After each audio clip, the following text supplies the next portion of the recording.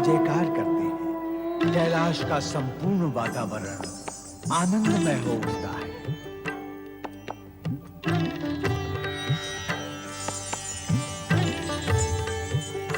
देवाधिदेव महादेव की जय, माता पार्वती की जय। कैलाश पर आनंद फिर से व्याप्त हो गया है। आनंद ही भैया, भगवान शिव और माता पार्वती के बिना कैलाश सूना हो गया था। अतीत की पीड़ा भूल जाओ, वर्तमान का आनंद लो और गौरी शंकर की जय बोलो। कैलाशपति महेश्वर की जय, माता पार्वती की जय।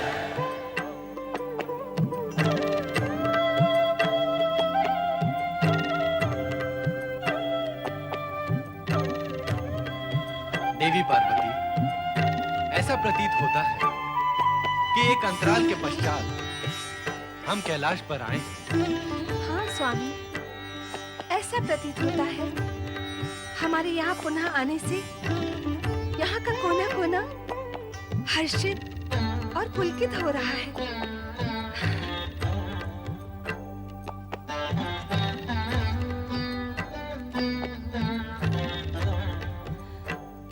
लगता है हमारे पुनरागमन से यहाँ का पवन भी नृत्य कर रहा है। प्रसन्न और पुलकित होकर पवन नृत्य मग्न है। प्रसन्न तो हम भी क्यों ना नृत्य करें? अर्थात मैं आपके साथ नृत्य करूं? आप तो नटराज हैं। मैं कब तक नृत्य में आपका साथ दे सकूंगी? मैं शिव हूं, तो तुम भी शक्ति हो। जब नृत्य में मग्न हो जाएंगे तो साथ और संग बना रहेगा।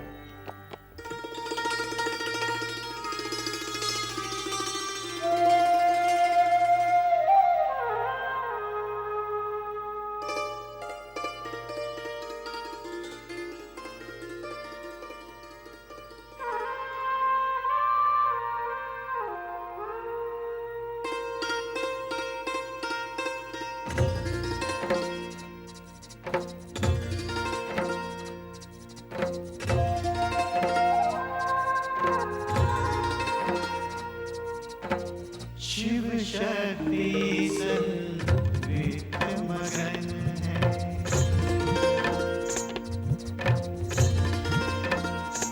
ओ शिव शक्ति संवित मगन है। हर्षित पुलकित धरा गगन है। शिव शक्ति नृत्य मगन है।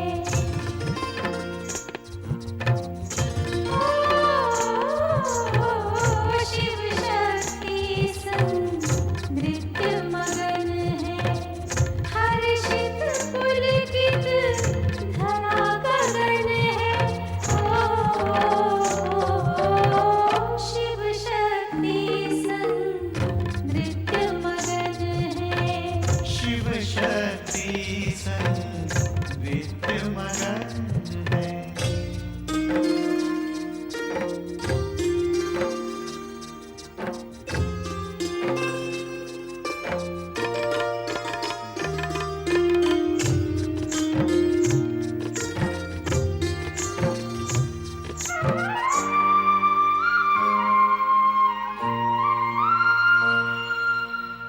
उड़ते पलछिन चहक रहे हैं। उड़ते पलछिन चहक रहे हैं। समय के पग भी थिरक रहे हैं। नृत्य शब्द को अर्थ मिला है।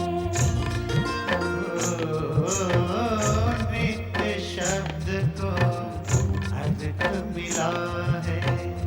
आनंद उत्सव आज सजा है।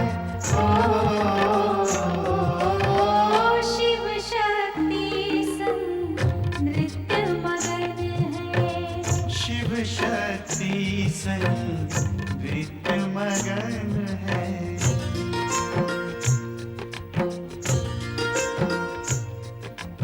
ओ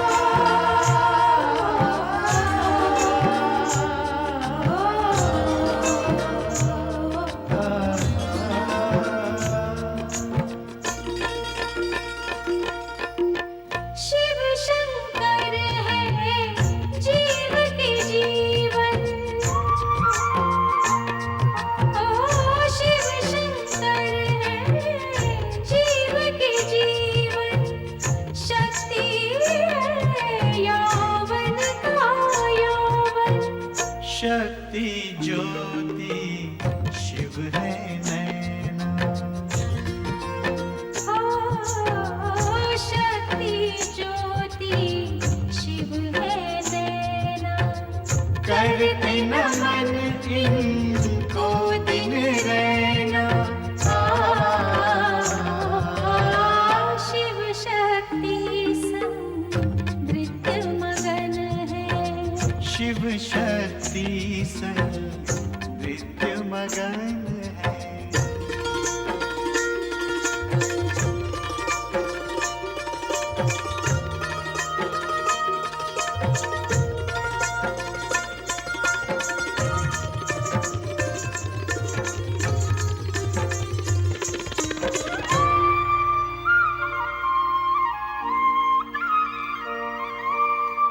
शिव है नर तो शक्ति नारी।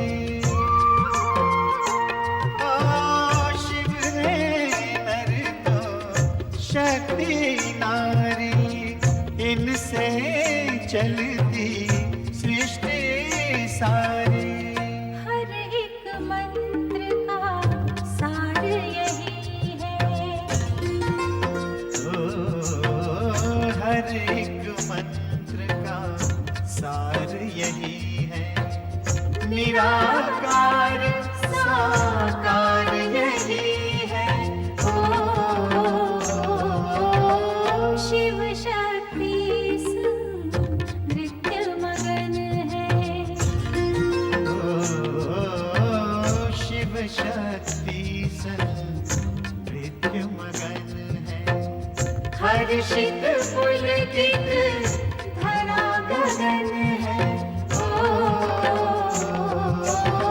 शिव शक्ति संग नृत्य मगन है।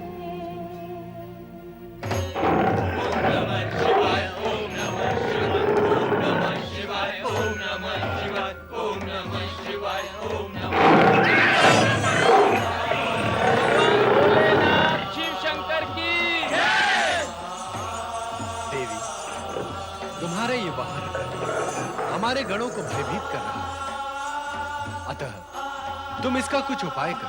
स्वामी, सत्य तो यही है कि ये आपकी इच्छा से ही देव से बाघ बनकर मेरी सेवा में आया है। अब आपकी इच्छा अनुसार ही मैं इसे गणाध्यक्ष का रूप प्रदान करूंगी और इसका नाम सोमनंदी होगा।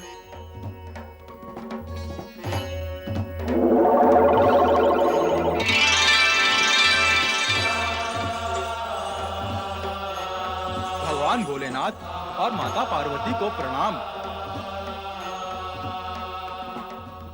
भगवान, बाघ बनने का मेरा उद्देश्य तपस्या के समय माता की सेवा और सुरक्षा करना ही था। वो कार्य तो पूर्ण हुआ, किंतु मैं माता की सेवा से मुक्त होना नहीं चाहता भगवान। अब क्या सेवा करोगे सोमनंदी? अब मैं सदा सदा के लिए माता पार्वती के अंतपुर के द्वार पर द्वारपाल बन के रहूंगा भगवान। गणाध्यक्ष नंदी, सोमनंदी अब तुम्हारा साथी है। देवी पार्वती की सेवा में इन्हें सहयोग प्रदान करना तुम्हारा कर्तव्य है। सोम नंदी के रूप में नया साथी पाके मेरा मन बहुत प्रसन्न है भोलेनाथ। माता पार्वती की सेवा में अब कोई त्रुटि नहीं रहेगी भोलेनाथ। नारायण नारायण। ओम नमः शिवाय। कल्याण भव।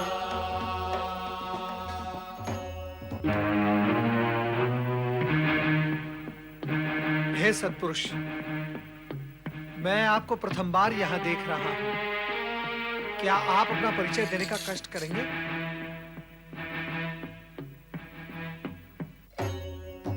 नारद, यदि तुम अपनी दिव्य दृष्टि से देखोगे तो तुम्हें तुरंत ज्ञात हो जाएगा कि ये देवी पार्वती का वाहन वही बाघ है जिसने समझ गया भोलेनाथ, मैं समझ गया। आपके चरणों में आकर माता पार्वती के वाहन का भयानक रूप सौम्य रूप में परिवर्तित हो गया, मैं समझ गया। और इस गण का नाम सोमनंदी है। उत्तम, अति उत्तम। भगवान भोलेनाथ के गणाध्यक्ष नंदी महाराज और आपके गणाध्यक्ष सोम नंदी, दोनों की जोड़ी अच्छी जमेगी। वो तो अच्छी रहेगी ही। अब ये भी अच्छा रहेगा यदि तुम अपने यहाँ आने का उद्देश्य स्पष्ट करो। हाँ नारद, बिना उद्देश्य तो आप कभी आते नहीं।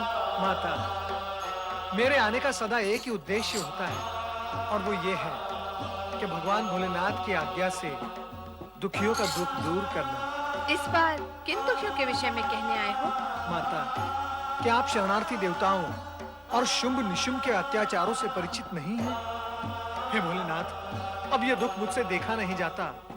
आप कुछ उपाय करें। नारद, अजन्मा गौरी पुत्री कौशिकी का अवतार किस लिए हुआ है?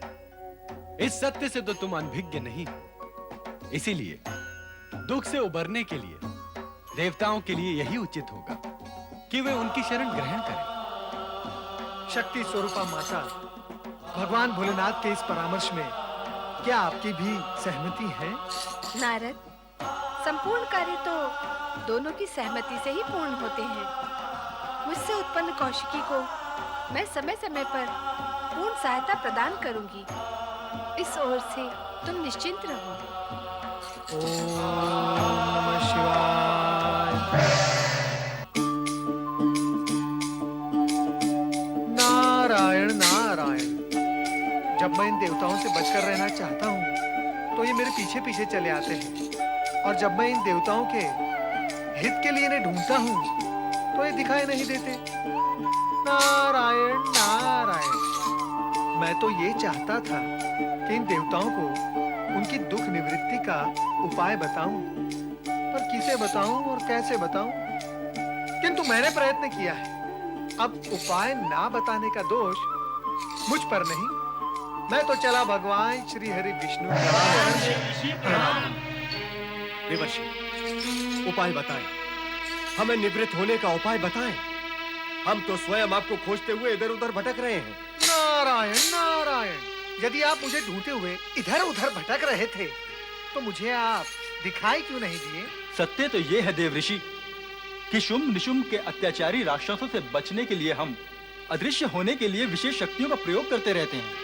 यदि आप अपनी दिव्य दृष्टि का उपयोग करते तो हम आपको अवश्य दिखाई देते। स्वर्ग विजेता दैत्यराज शुंभ निशुंभ की जय। स्वर्ग विजेता दैत्यराज शुंभ निशुंभ की जय। देवर्षि, आप भी अदृश्य हो जाए, अन्यथा वे आप पर भी प्रहार करेंगे। नारायण नारायण। स्वर्ग विजेता दैत्यराज शुंभ निशुंभ की जय। स्वर्ग विजेता दैत्यराज शुंभ निशुंभ की जय। स्वर्ग विजेता दैत्यराज शुंभ निशुंभ की जय। देवर्षि, इस संकट की मुक्ति के लिए हम क्या करें? देवराज, भगवान भोलेनाथ ने परामर्श दिया है कि आप माता पार्वती से उत्पन्न देवी कौशिकी की शरण में जाएं। देवी कौशिकी की शरण में जाएं? हाँ, शुंभ निशुंभ का अंत उन्हीं के हाथों होगा और माता पार्वती इस महान कार्य में उनकी सहायता करेंगी। बताएं देवर्षि, देवी कौशिकी कहाँ मिलेंगी? हम इसी समय उनकी शरण में जाना चाहते हैं। हिमालय के उच्च शिखर पर उनका महालय है। आप चलें मेरे साथ। मैं भी देवी कौशिकी के दर्शन के लिए अति उत्सुक हूँ।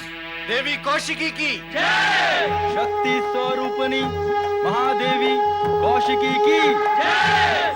शक्ति स्वरूपिणी महादेवी कौशिकी की जय। स्वरूपिणी महादेवी कौशिकी की जय। ये महादेवी कौशिकी है कौन? महादेवी कौशिकी की जय।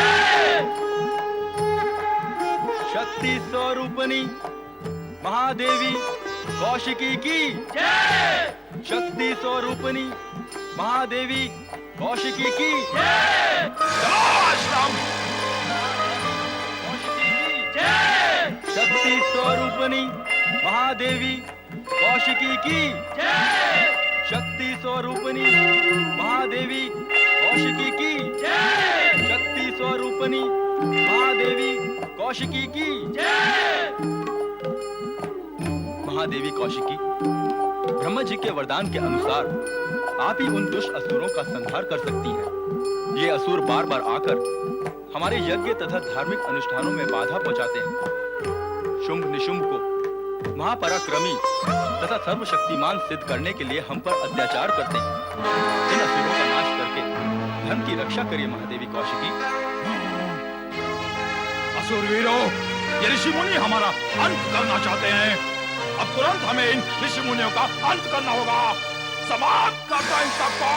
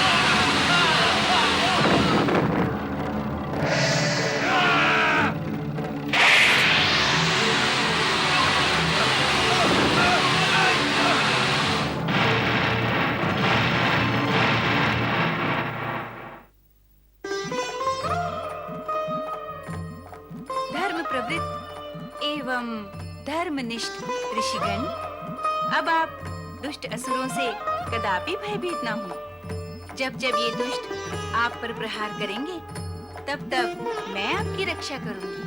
शक्ति स्वरूपिणी महादेवी कौशिकी की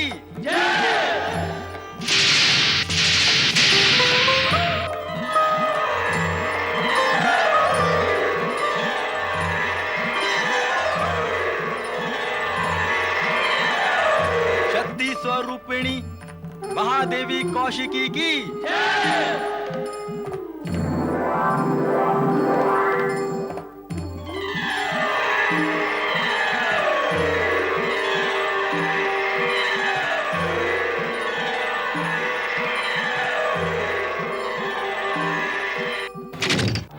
देवराज, अब तो आपने देवी कौशिकी का महालय देख ही लिया। देवर्षि, देवी के दर्शन करके हम धन्य हुए। अब हम उनसे निवेदन करेंगे कि शुंभ निशुंभ का संहार करके शीघ्र ही हमें हमारे स्वर्ग की प्राप्ति करवाएं।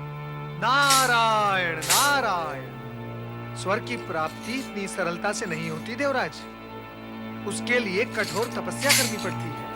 स्वर्गाधिपति दैत्यराज शुंभ निशुंभ की जय। स्वर्गाधिपति दैत्यराज शुंभ निशुंभ की जय। स्वर्गाधिपति दैत्यराज शुंभ निशुंभ की जय। स्वर्गाधिपति दैत्यराज शुंभ निशुंभ की जय। स्वर्ग की सुविख्यात अप्सराओं, नृत्य कर हमारा मनोरंजन करो।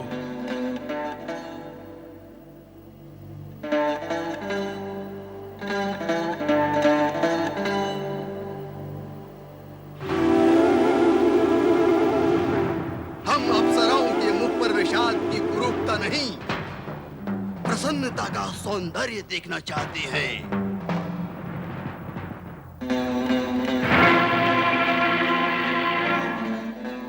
भैया, मैंने पहले ही आपसे कहा था कि अप्सराएं कभी भी हमारे सामने प्रसन्नता पूर्वक सुंदर नृत्य नहीं करेंगी। देवराज और देवगण का वियोग इन्हें सदा सताता रहता है। इससे तो अच्छा है कि हम इन्हें स्वर्ग से निकालकर बाहर करें। भैया निशुंभ, यदि हमने ऐसा किया तो हमारा मनोरंजन कौन करेगा? हम स्वर्ग का सुख कैसे भोगेंगे? स्वर्ग विजयी असुराधिपति शुंभ निशुंभ की जय हो। जय हो दैत्यराज शुंभ निशुंभ की। महासुर, तुम्हारी सेना के अन्य सैनिक कहाँ हैं? अब मैं क्या बताऊं दैत्यराज? जो सत्य है वही बताओ। सत्य तो यह है दैत्यराज कि हमारे सैनिक उस परम सुंदरी पर न्यौछावर हो गए। सुंदरी? कौन सुंदरी? और वो सुंदरी पर न्यौछावर कैसे हो गए? ये कार्य तो हम करते हैं। हाँ, कौन है वो सुंदरी? शीघ्र हमें बताओ ताकि हम भी शीघ्रता से उस पर न्यौछावर हो सके। नहीं नहीं दैत्यराज, आप ऐसा ना करें। महासुर, हमें जो करना है हम कर ही लेंगे। तुम केवल इतना बताओ कि वो सुंदरी कौन है, उसका नाम क्या है और वो कहां रहती है? दैत्यराज, मैं आपके तीनों प्रश्नों में से प्रथम प्रश्न का उत्तर नहीं दे सकता। क्यों? मैं जानता ही नहीं कि वो सुंदरी कौन है। हाँ, आपके शेष दोनों प्रश्नों का उत्तर मैं देता हूं दैत्यराज। शीघ्र कहते क्यों नहीं जो कहना है?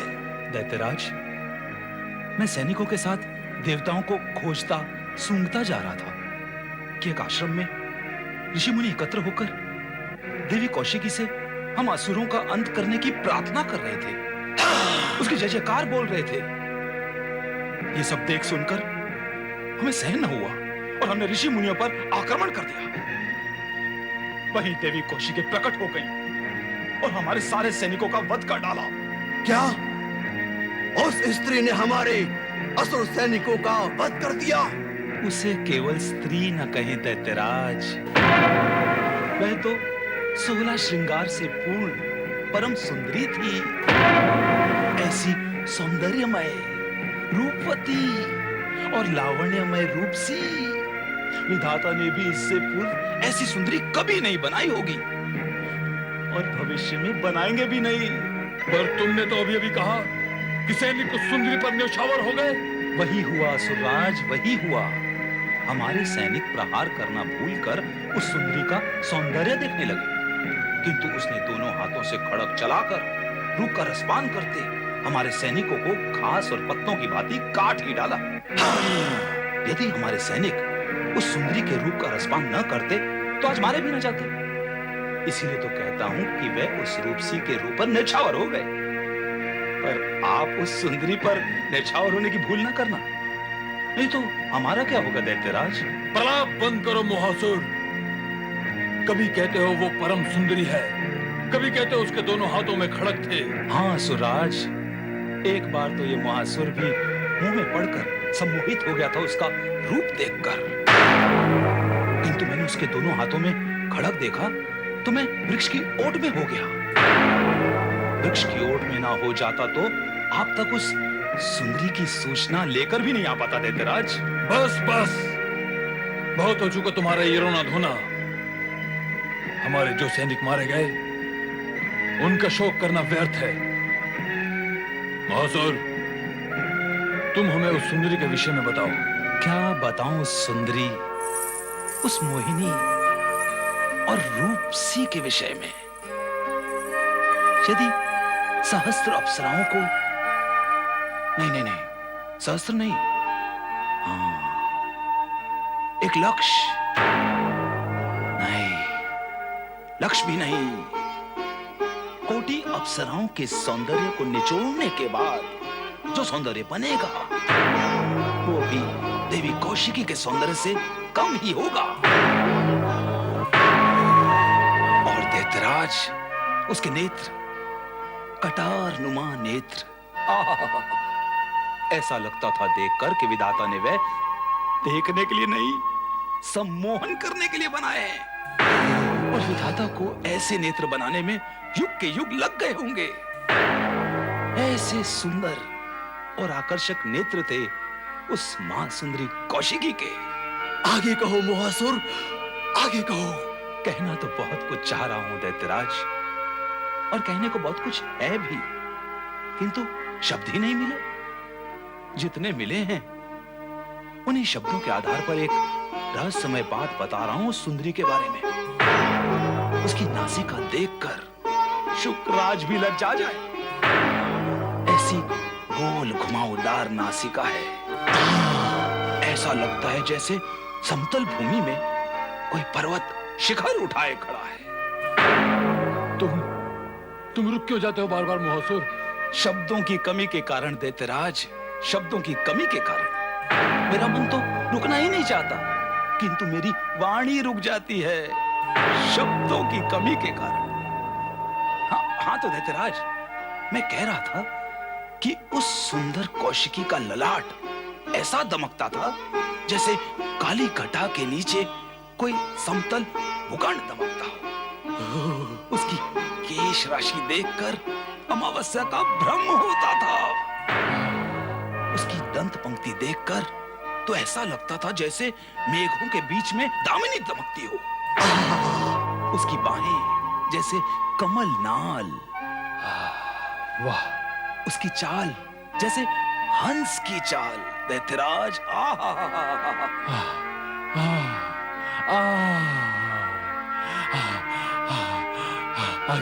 आगे कहो मोहसुर। तुम तो कह रहे थे शब्द है ही नहीं तुम्हारे पास। तुमने तो शब्दों से उस सुंदरी का चित्र ही बना डाला मोहासुर। ये सब तो आपकी कृपा से संभव हुआ है दैत्यराज। मेरे शब्दों में आपने उस सुंदरी का चित्र देख लिया। मेरा परिश्रम सफल हो गया दैत्यराज। दैत्यराज शुंभ निशुंभ सेनापति मोहासुर के मुख से कौशिकी के रूप का सजीव वर्णन सुनकर अट्टहास करते हैं। कौशिकी के रूप का वर्णन सुनकर सभी सम्मोहित हो जाते हैं। दूसरी ओर दैत्य गुरु शुक्राचार्य शुंभ निशुंभ की सुरक्षा के लिए महायज्ञ कर रहे हैं।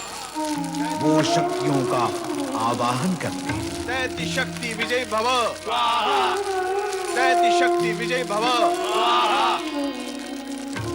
हे जगत में विद्यमान शक्तिशाली दैत्यों, मैं तुम्हारा आह्वान करता हूँ। दैत्य जाति के उत्थान के लिए तुम्हारी आवश्यकता है। इसलिए हे शक्तिशाली दैत्यों, पृथ्वी पर आ जाओ। शुक्राचार्य तुम्हें पुकारता है, पृथ्वी पर आ जाओ।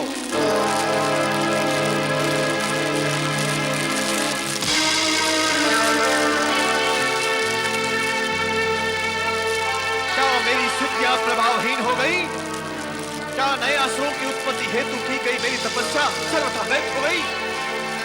इन आहुतियों का कोई प्रभाव दिखाई क्यों नहीं देता?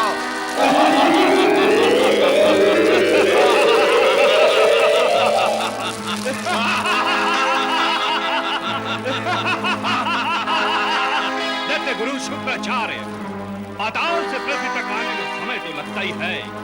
आपका आह्वान हम तक पहुंचा और हम पाताल से उठकर आपके यज्ञ कुंड से पृथ्वी पर आ गए। अपनी निर्दोषता बताने से पहले तुम्हें अपना नाम बताना मेरा नाम चंड। तेरे नाम की भयंकरता से प्राणियों के प्राण सूख जाते हैं। और मैं मुंड। मेरी हिलती हुई मुंडी देखकर प्राणियों के शरीर में रक्त संचार रुक जाता है।